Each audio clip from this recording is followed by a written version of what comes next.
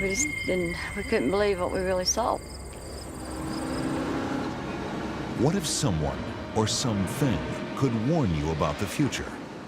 Half man, half monster, I guess you'd call it.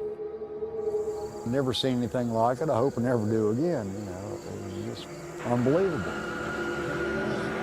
But the very sight of this messenger filled you with terror. Those eyes. That's all she'd ever say was those eyes. What if it showed you a disaster was about to occur, but no one would believe you? People were screaming. You could hear them hollering for help. It's already happened, not just here, but all over the world. And it's happening right now. Wherever this messenger appears, tragedy follows. What went on in Point Pleasant? What did they witness? Where will it go next? What if? And if's a big question. It's a story most of us have never heard. Now they're making a movie about it, called The Mothman Prophecies. But this is no Hollywood fantasy. The events and the people are real. You're about to hear eyewitness accounts from the past and profound lessons for the future. This is a search for meaning hidden on the edges of accepted reality. This is the search for the Mothman.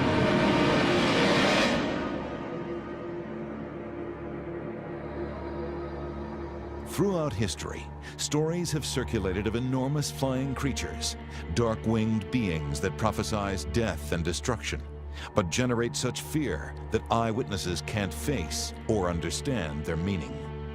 Author Lauren Coleman has been researching these creatures for over 30 years. Mothman really fits right in with the long history that we have of seeing winged creatures, flying humanoids, big birds. They've had many different monstrous names down through history, and they really start from the times of the ancient Babylonians up until, a month ago. Writer John Keel was in Point Pleasant, West Virginia when the events there took place. His book, The Mothman Prophecies, is the definitive account of those sightings. These things have always been here. The Indians in America here called it the Thunderbird, a huge bird. In the Orient, they called it the Garuda. You can go all the way back to 1880 when a strange flying man was seen over Coney Island, New York. The Houston Batman of the 1950s. Rio Grande, 1976 is one case. Right now, you've got a wave of Thunderbird sightings in Pennsylvania. And so Mothman, if you look at it in context, is not that unusual, but what makes Mothman so interesting and really exciting is that you have over 100 witnesses saying they saw it in one concentrated area in 13-month periods. It started with an incredible story that John Keel ran across in a small-town newspaper. I was driving around the south where they had a lot of UFO sightings, and Mothman thing broke. It came over the wires. 4 young couples had seen something in Point Pleasant, West Virginia. It was November 15th, 1966. Late in the evening, 2 young couples drove to a remote hangout on the outskirts of town. 2 couples joyriding around the TNT area, which is a munitions dump from World War II. But all of a sudden, they see these giant red eyes. Very apparent that they aren't supposed to be there. And all of a sudden, they see a form to it. The form takes shape. They see there's huge wings to this form. We couldn't believe what we really saw. And this thing was standing there, but it had a body just like a man. You could see muscles in its legs. We sit there for a minute and looked at each other, and then we took off. And they get scared, and they want to get out of there. And all of a sudden, they're taking off. They're going anywhere from 100, 120 miles an hour. And they notice that this creature is following them. And they can see it through the back window. The shadow, is going across the car once in a while. And they can't get away from it. We didn't really talk about it or anything, but we saw it all the way down the road into town. It followed us. They couldn't get away from it until they, almost got to the edge of Point Pleasant. The creature vanished as they entered town, and the couples headed straight for the sheriff's office. He went out that night to investigate their story, but found no sign of the creature. When Linda finally got home, family friend Doris DeWeese was there to meet her. When they got home, she got in the house, she collapsed. Of course, they had to call a doctor and have him come out, give her something. I mean, she was hysterical. That's all there was to it.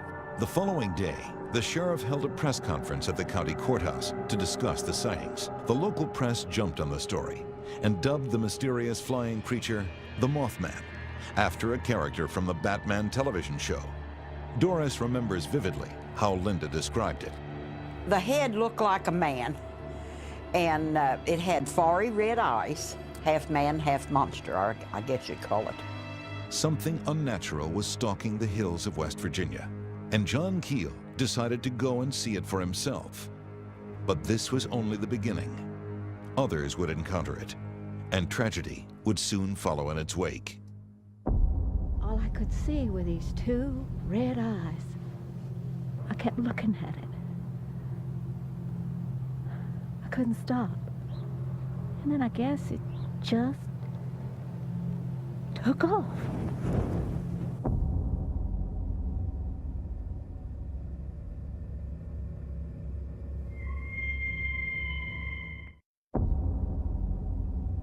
We now return to search for the Mothman. When writer John Keel arrived in Point Pleasant, West Virginia, he could tell something had the community on edge. Yeah, you could feel that something was happening there. And so I lingered there and I started getting into all of this stuff. I found many strange things going on in the homes, and I found that many people had seen things but never reported it to anybody. Past few months, people have been coming up to me and reporting that they've been seeing strange things. And I'm not talking about the town speed freak, I'm talking about good, honest, church-going people. Now, I've known these folks my entire life, and they seem downright embarrassed to be bringing it up. Bringing what up? It's hard to explain. The capital of Mason County, Point Pleasant is a tight-knit community of 5,000, where everyone knows their neighbors, where life moves at the simple and welcoming pace found in the rural South. Everybody thinks of hillbillies when they think of West Virginia. They were not hillbillies, and they were not the kind of people that would make these things up. Since the 18th century, farmers have made a good living from this fertile land along the banks of the Ohio and Kanawha rivers. Researcher Dan Drazen visited Point Pleasant in 1966 to investigate the strange sightings. People seem like ordinary people, very friendly, matter-of-fact folks. What you see is what you get. I felt very welcome in the town. Just north of town is a densely overgrown wildlife preserve, much of it almost inaccessible. But hidden beneath the thick brush is evidence of a grim history. Part of the area had been used during World War II as a place to covertly manufacture and store munitions. Remnants of a factory still stand, along with almost 100 large concrete domes that were built into the ground to house the high explosives. Because of its past, locals dubbed it the TNT area. That's where Marcella Bennett was headed on the night of November 16, 1966. She and her brother were bringing her 3-year-old daughter to visit relatives who lived on the outskirts of the TNT area. As they pulled up near the house, they spotted some strange lights in the sky that hovered above the trees. Marcella's brother was mesmerized. I told him I didn't want to see any lights, and he says, no, stop. He said, you got to look at this. This isn't a plane. And I said, oh, sure, you know. And I just kept on walking towards the car. She was carrying her daughter when suddenly a figure stirred nearby. I had just approached the car, and out of the corner of my eyes, I saw this creature, which was over 6 foot tall with feathers. It just looked like a giant bird, but yet a man. And it was standing with its shoulders and then its neck down in like this. I just couldn't imagine what I was seeing and panicked, and when I tried to run, I couldn't run. In a state of shock, Marcella fell to the ground, directly on top of her little girl. I couldn't get up to get off of her, and I thought, well, you know, she's dead. You know, I'm killing her, but I couldn't move. You know, it was just, I was in a trance. Finally pulling herself together, She picked up her child and ran towards the house. When I finally did get up to my feet and get my feet working, I realized that my knees were all torn up and my hands and my face had been buried in the sand. I couldn't see. And I thought I heard the creature fly off with these real loud flopping wings, you know, made a real loud sound. The family locked themselves inside the house, but hysteria gripped them as the creature reappeared, shuffling onto the porch and peering into the windows. The police were summoned, but it had vanished by the time they arrived. It was just very frightening. One of the worst frightening experience I've ever had, you know, in my life. And hope it's the last. It still bothers me to even talk about the creature, you know. Marcella relived the incident for months and was so distraught that she sought medical attention to deal with her anxieties. To this day, she is tormented by frightening dreams and visions. I could be driving along and all of a sudden I'd feel like there was something in the back seat and I would just hit my brake, you know. I'd just slam on the brake and just turn real fast and look at my back seat. The presence of him was still around, you know. And that was an eerie feeling. For those folks in West Virginia, it's a trauma.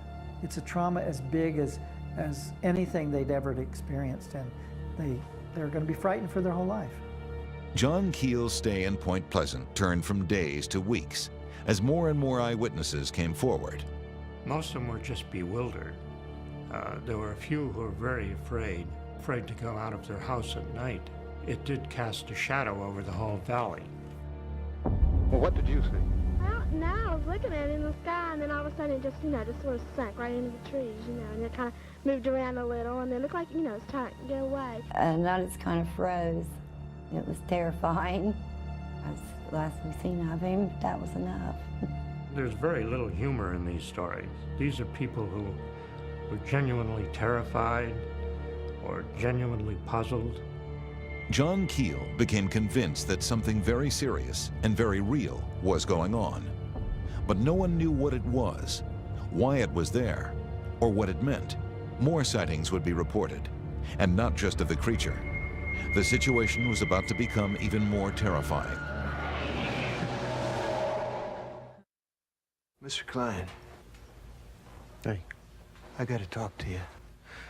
Last night, I woke up with the worst headache I've ever had in my life, and I went into the bathroom to get some aspirin, and I happened to look in the mirror, and I swear to God, I see something I can't describe, but it sure as hell is not my reflection.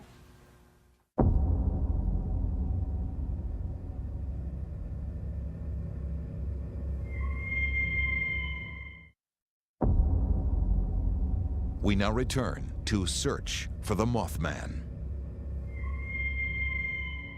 Through the winter of 1966, sightings of the creature known as the Mothman continued to be reported around Point Pleasant, West Virginia. Not only were eyewitnesses terrified and emotionally disturbed by their encounters, but some were even physically affected, exhibiting strange burns on their skin and inflamed, swollen eyes. I woke up and nearly both my eyes were swelled up. What did the doctor say? He couldn't explain it. See this one here? It ain't never healed. Her eyes, the first thing I seen was swollen and red, and water was coming out of them. Keith Aker was 17-year-old Connie Carpenter's boyfriend at the time and soon-to-be husband. Connie herself is still even today too frightened to come forward and tell her story, so Keith agreed to set the record straight. I'd like people just to understand that I'm here to make sure that they don't think that she's a kook, because she's not. And what she has said she's seen, she has actually seen. Still in high school, Connie was driving home when she saw something unusual on the side of the road. I don't know what caught her attention, whether it was a shadow or what, but she said she looked and slowed down, and here it was. Wings come out and it went straight up. And she said it hit it right for me. She said all I could see was the red eyes. I went to the house that night, and her mom met me at the door and said she's in bed. She didn't want to come out of her bedroom. Those eyes. That's all she'd ever say was those eyes. As writer John Keel puzzled over the exact nature and meaning of the creature sightings, he began to connect them with the dozens of local UFO reports he'd heard. There was a man here from New York trying to find out as much as he could about the flying saucers. Doris DeWeese was one of the people John tracked down and interviewed. We lived on Madison Avenue over in Point Pleasant, and every night there'd be flying saucers going over. I was scared to death because, I mean, you know, we had no idea what they were going to do or what their intentions was. We figured they were from outer space or something. That's where I first saw it at. Seen the lights rotating. It looked like it was about 4 feet high, maybe 6 or 8 foot wide. And the lights were multicolored, red and white, yellow, green. And it was just circulating like it wasn't making any noise. And it disappeared as quick as it appeared in the first place. It's a long, cigar-shaped type vehicle that looked so close that you could look like you could just jump up and touch it. It had lights all on the side. It was completely silent, didn't make any noise whatsoever. We were just in awe. We just stood transfixed. We just couldn't believe that we were seeing what we were seeing. UFO reports poured in, and the local media picked up on the frenzy. This is desolate Dry Ridge Mountain, where last night a strange and eerie thing happened. It was this big orange glowing light, you know. So we stopped the car and the thing came over top of the car. We got all kinds of static on the radio and the car quit. John Keel himself witnessed these strange lights in the sky. I began to see them myself. It was beyond imagination. They were extremely bright lights, which could hover. If you flashed a flashlight at them, they'd respond, they'd flash back. I saw a lot of these lights. In fact, I saw so many of them, I lost count. John Keel was at a loss to explain what was happening to the town, whether it was all connected, and why it was happening here, of all places. To this day, we can't really tell you what those lights are. Now, improvised search parties are combing Dry Ridge Mountain, attempting to find it. Just what it is, no one is sure. The community was on edge, afraid of the night and what it might bring. They had the National Guard out looking for it. The state police was patrolling the area where it was seen. People would go out at night with lights and stuff. It was almost like a search for Frankenstein. Well, I wasn't with them. I was too scared to go at night. But I know one thing, I lock my doors at night. I mean, you know, before, we never locked doors. We always left them unlocked, but after that, we started locking doors. But other mysterious forces were at work in the town. Someone didn't want these stories to be told and threatened those who spoke. Who were these men in black? And why did they want to cover up the truth?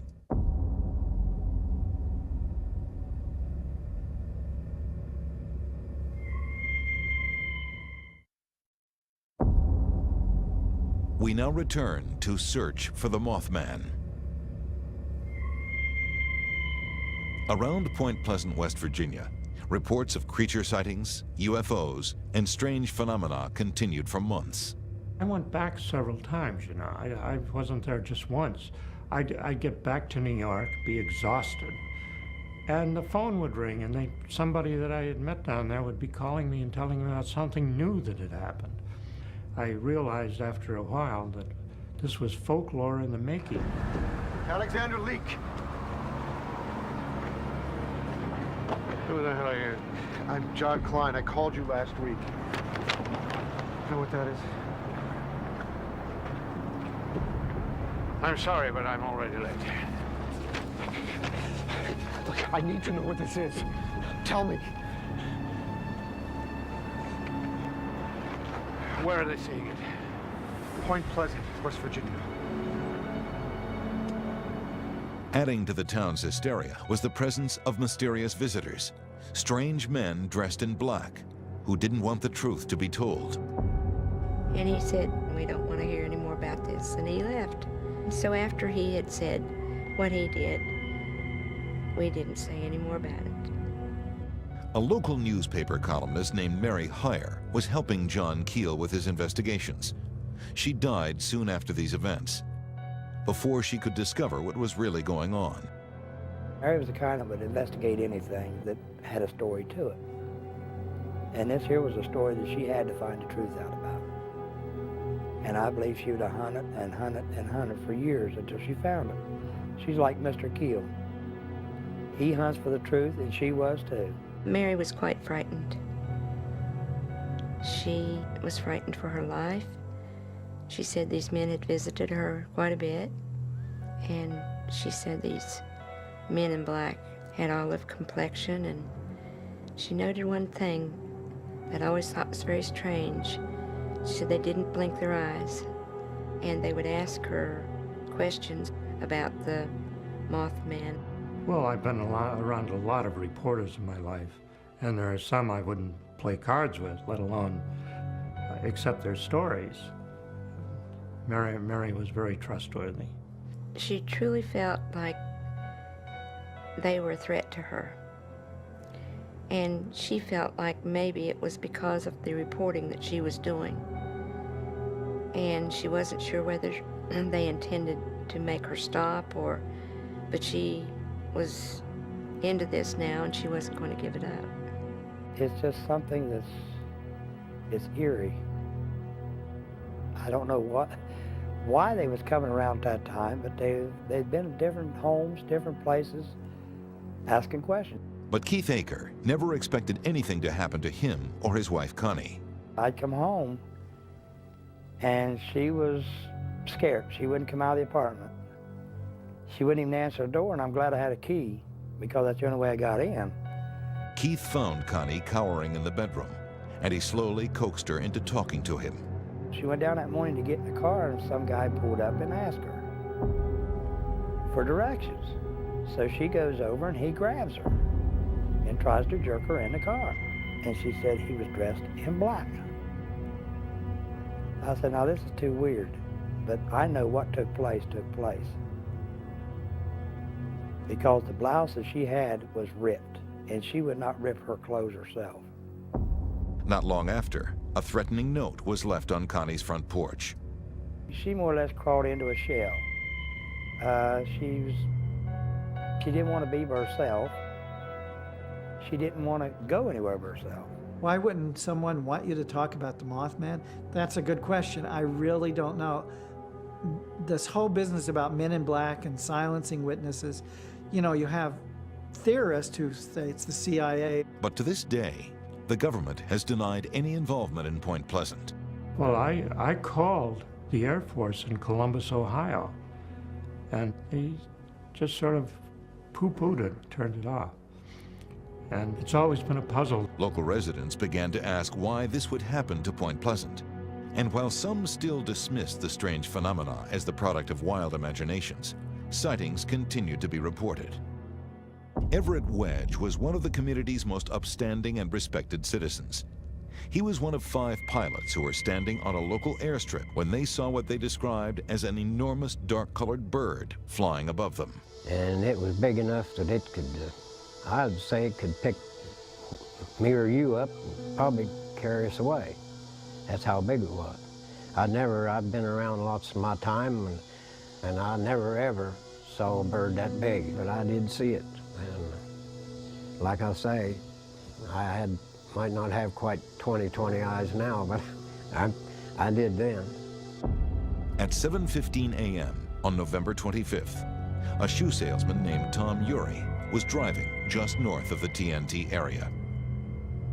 I noticed something out of the corner of my eye from the riverbank over here, and it came up over the trees, and when I first saw it, it looked like a helicopter coming up. And then when it came up over the trees, I could see it was a bird, a huge bird. Estimating the wingspan, I would say 10 to 12 feet, give or take on either end, up to 15. I'd never seen anything that large before in my life.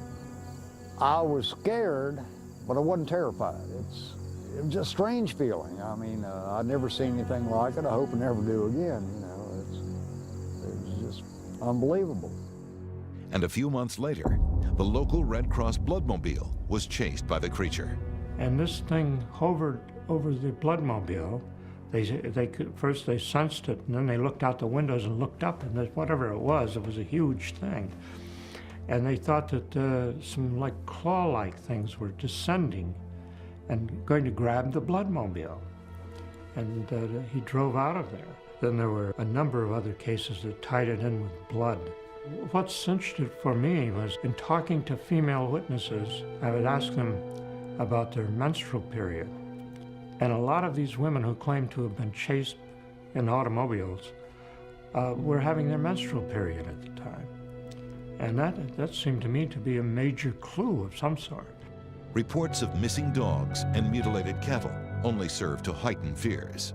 Usually the animal has been drained of blood, but there's another clue to these animal mutilations, is that very often the anus of the cow is removed, and we know that radioactivity settles in the anus, and whoever's doing it is checking the radioactivity influencing these animals. Obviously, something was happening here, something unexplainable and terrible. But no one at the time had the foresight to understand exactly how horrific it would eventually turn out to be. Dozens of innocent people would die before the truth was known. How many people have seen it? 20 maybe.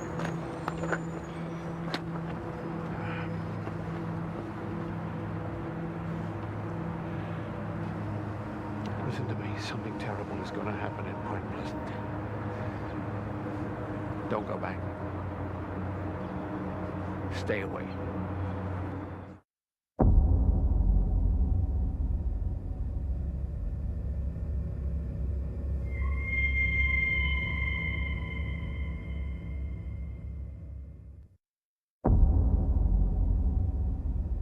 We now return to search for the Mothman.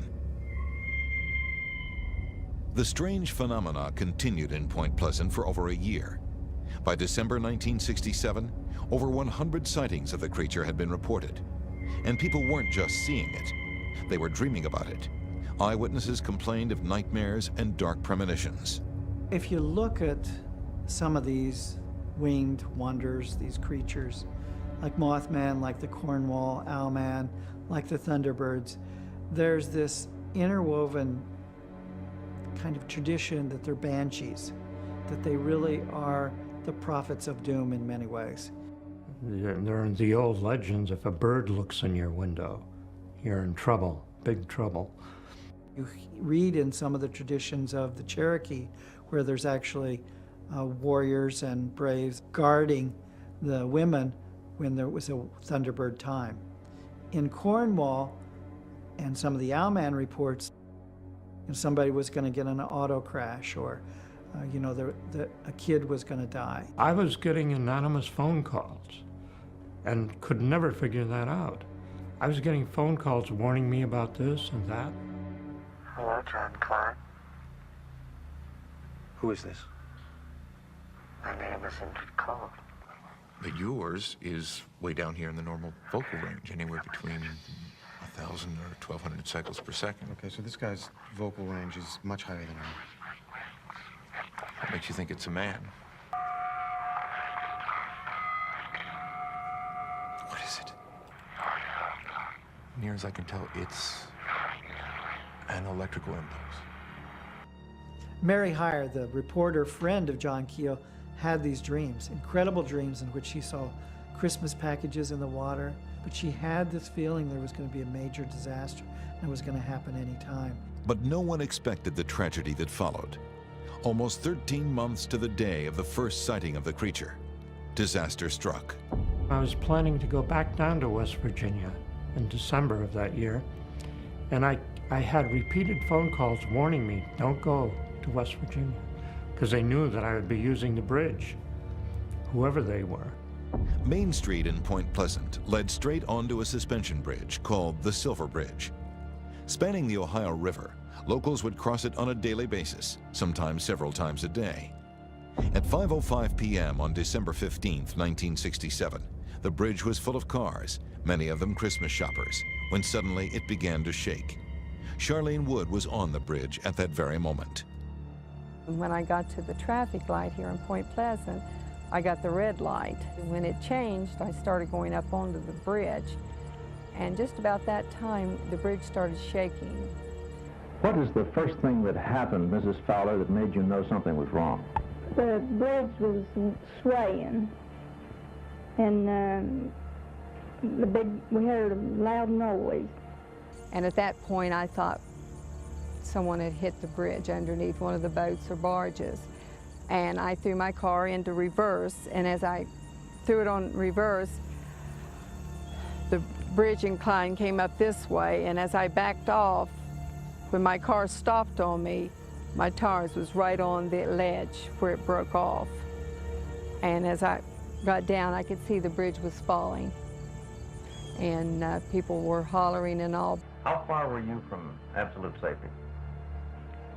I'd say over a car length. If I'd have been another car length, I'd have made it. It came down like you'd stack dominoes and give them a push, and you know how they'll fold. That's the way it looked like it was folding toward me. We ran back that way to see if there's anything we could do, and we could see there's one big tractor and trailer must have been way back, and you could see it floating, and other things are floating down the river, and these people started to holler in there, and we was trying to help them. There wasn't much you could do. People were screaming. You could hear them hollering for help. The Silver Bridge collapsed catastrophically, completely disappearing beneath the river's waters.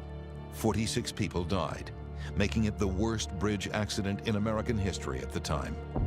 For days, rescue workers pulled smashed cars and bodies from the river. The question of what caused this bridge to collapse is right now still of absolutely no import to us whatever. It did fall. There are bodies still out there in the river. We are right now interested in getting those bodies recovered from the river. The bridge was gone. There was debris all over the water, and it was so cold. It was the coldest day we had that year. That was the 15th of December of '67. In the following weeks, the Department of Transportation conducted a detailed investigation of the collapse and blamed it on a steel pin that was improperly manufactured. The Silver Bridge was nearly 40 years old, poorly maintained, and had for many years been carrying far more traffic than it had been designed for. Quite simply, they concluded, it was a miracle that the bridge stood for as long as it did.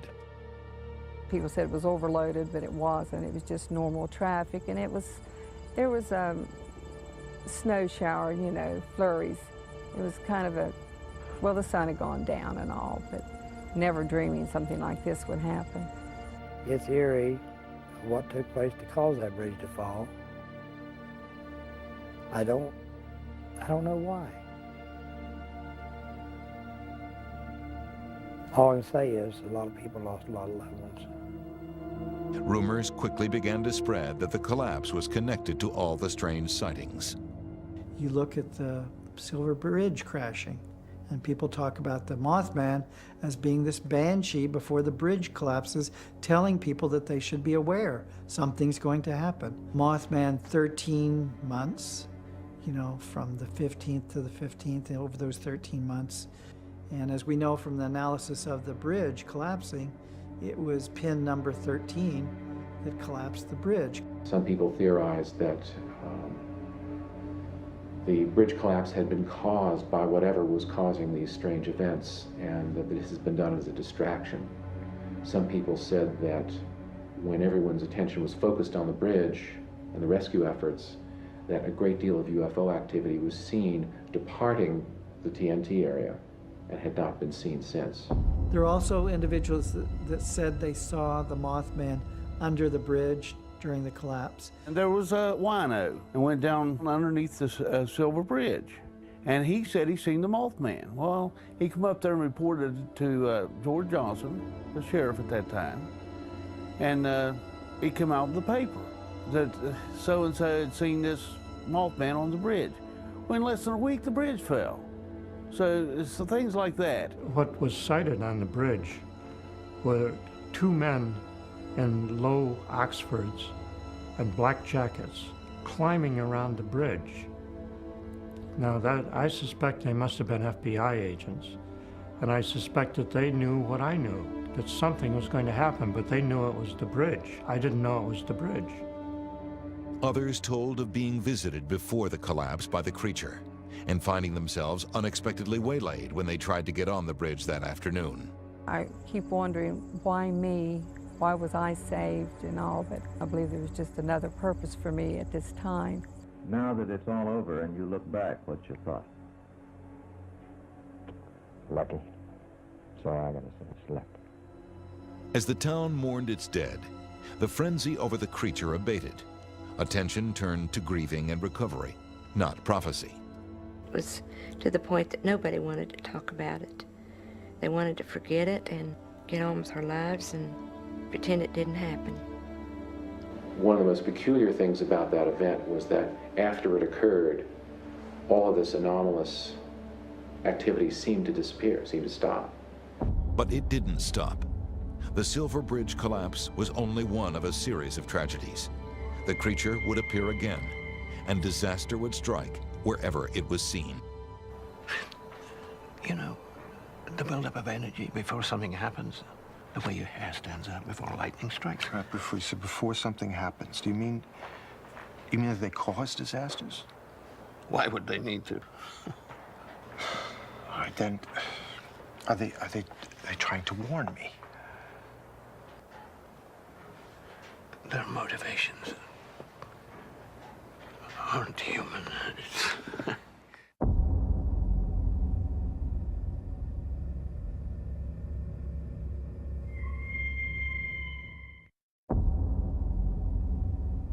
We now return to search for the Mothman. After the collapse of the Silver Bridge, the Mothman vanished from Point Pleasant. No more sightings were reported.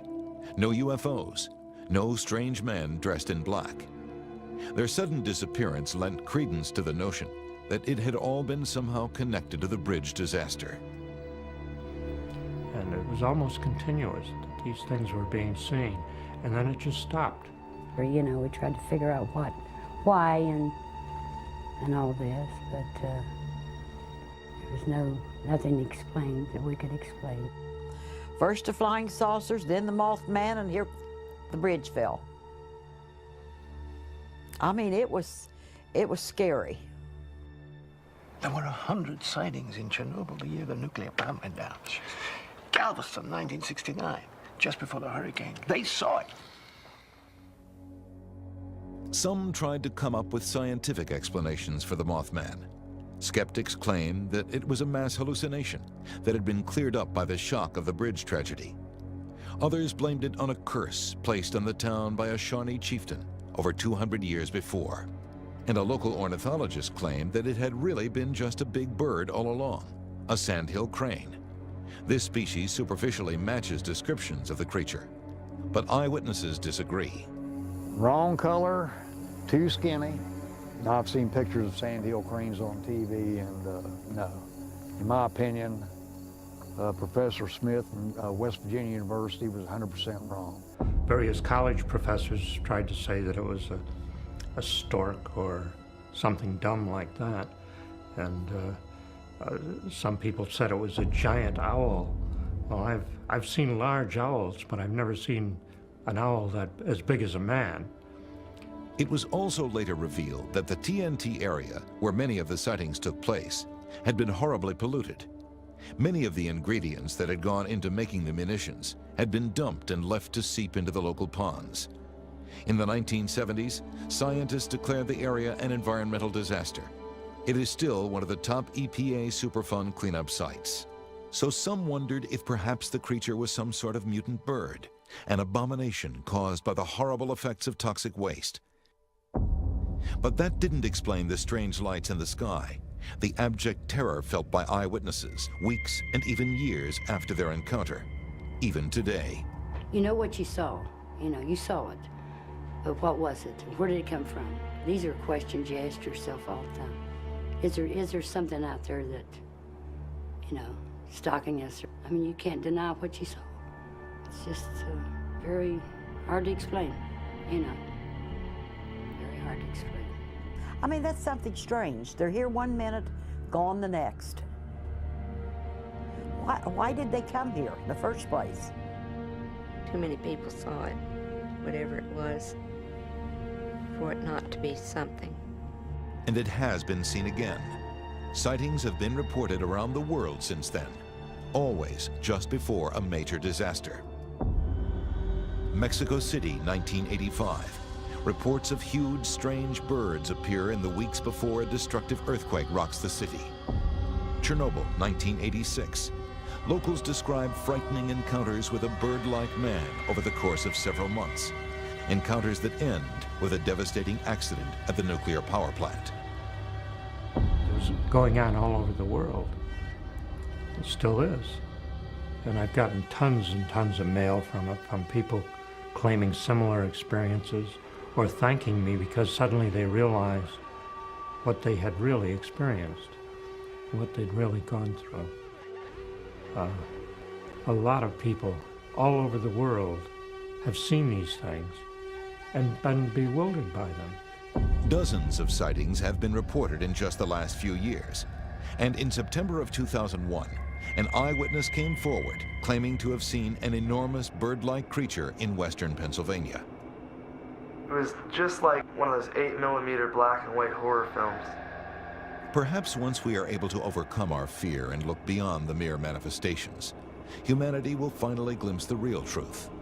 For now, however, there is no rational explanation for what has happened and seems to still be happening.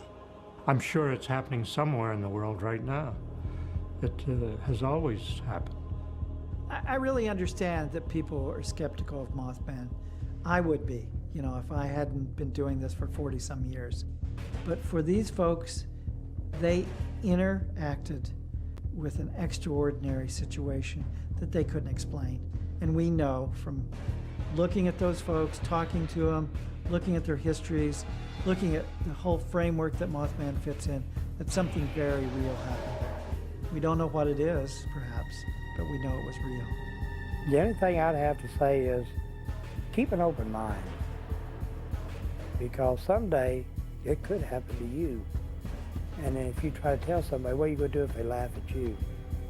Or if they call you a kook, that you're imagining, or you're trying to cause chaos, but it actually did happen.